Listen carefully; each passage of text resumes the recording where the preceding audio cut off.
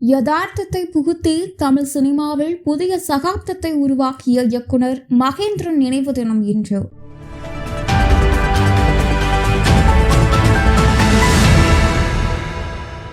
தமிழ் பட உலகில் எத்தனையோ படங்கள் யதார்த்தமாக வந்து ரசிகர்களை கவர்ந்துள்ளன. இப்படிப்பட்ட படங்களை எடுப்பதற்கு ஒரு அசாத்திய தைரியம் வேண்டும். கமர்ஷியலாக கல்லா கட்ட நினைப்பவர்கள் கண்டிப்பாக இது போன்ற படங்களை எடுக்க மாட்டார்கள். அந்த வகையில் வந்த ஒரு இயக்குனர் தான் மகேந்திரன். யார் அந்த மகேந்திரன்? திரையெழுத்தாளர், திரைப்பட இயக்குனர், விமர்சகர் மற்றும் நாடக ஆசிரியர் என்று வாழ்நாளில் சிறந்த பல படைப்புகளை உருவாக்கியவர். திரைக்கதை ஆசிரியராக தமிழ் சினிமாவில் அறிமுகமான மகேந்திரன் பின்னாளில் சினிமாவை மாற்று பாதையில் நகர்த்திய மகா கலைஞன். 1964 ஆண்டு ஜெய்சங்கர், ரவிச்சந்திரன் நடிப்பில் வெளியான நாம் மூவர் திரைப்படம் இவரின் கதையில் உருவான முதல் படைப்பு. அதன் பின் சபாஸ் தம்பி, நிறைக்குடம், திருடி, தங்கப்பதக்கம், ஆடுபுலியாட்டம் என இவரின் கதையமைப்பில் உருவான பல சினிமாக்கள் பிரம்மாண்ட வெற்றியை அடைந்தன. தமிழ் சினிமாவில் யதார்த்தத்தை புகுத்தியதில் முக்கியமானவர். 1939 ஆண்டு இளையான்குடியில் பிறந்த மகேந்திரன் அங்கே பள்ளி படிப்பை முடித்து மதுரை அமெரிக்கன் கல்லூரியில் இன்டர்மீடியேட் படிப்பை முடித்தார்.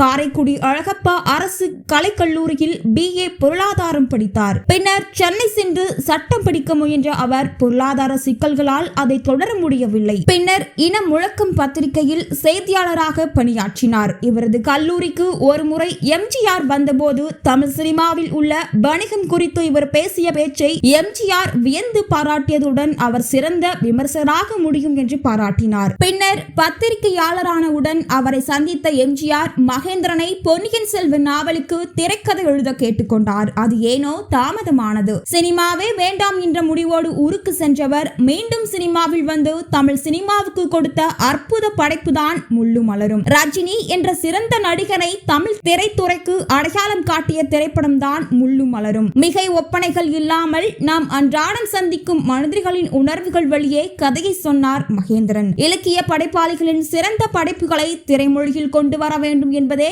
அந்நாளிலே அவருள் உதித்தது. அதன் காரணமாகத்தான் தனது முதல் படத்தை முள்ளும் மலரும் நாவலை கொண்டு தந்தார். அதற்கான பலனும் கிடைத்தது. 1978 ஆண்டில் வெளிவந்த இந்த திரைப்படம் தமிழக அரசின் சிறந்த திரைப்படத்துக்கான விருதை வென்றது. தமிழக அரசின் சிறந்த நடிகருக்கான சிறப்பு விருதை ரஜினிகாந்துக்கு பெற்று தந்தது. முள்ளும் மலரும் திரைப்படத்தை போல உதிரிப்பூக்களும் மகேந்திரனின் கிளாசிக் படைப்புகளில் ஒன்று. அதே போல ரஜினி இரு வேடங்களில் நடித்த ஜானி திரைப்படத்தையும் சொல்லலாம். ரஜினியின் ஸ்டைல் என இப்போது சொல்லப்படும் அவரின் உடல் மொழி மகேந்திரனிடம் இருந்து வந்ததாக சொல்லப்படுவதும் உண்டு. இப்படி இன்னும் சில திரைப்படங்களையும் பல சுவாரஸ்ய பின்னணியும் சொல்லிக்கொண்டே போகலாம். முள்ளும் மலரும், உதிரிப்பூக்கள், ஜானி, நெஞ்சத்தை கில்லாதே படங்கள் தான் அதிக அளவில் பலரும் அறிந்தவரை. ஆனால் பூட்டாத பூட்டுகள், நண்டு, மெட்டி போன்ற படங்களுக்கு என்று தனி ரசிகர் கூட்டமே உண்டு. பூட்டாத பூட்டுகள் படம் பொன்னியினின் உறவுகள் நாவலை மையமாக வைத்து எழுதப்பட்டது. உதிரிப்பூக்கள் திரைப்படமும் புதுமை பித்தனின் சிற்றெண்ணை கதையின் கருவை கொண்டு எழுதப்பட்டதுதான். மகேந்திரனின் பல திரைப்படங்கள் பெண் கதாபாத்திரத்தை முன்னிலையாக வைத்து உருவாக்கப்பட்டவை. ஒரு பெண்ணின் பார்வையில் கதை சொல்வதென்பதே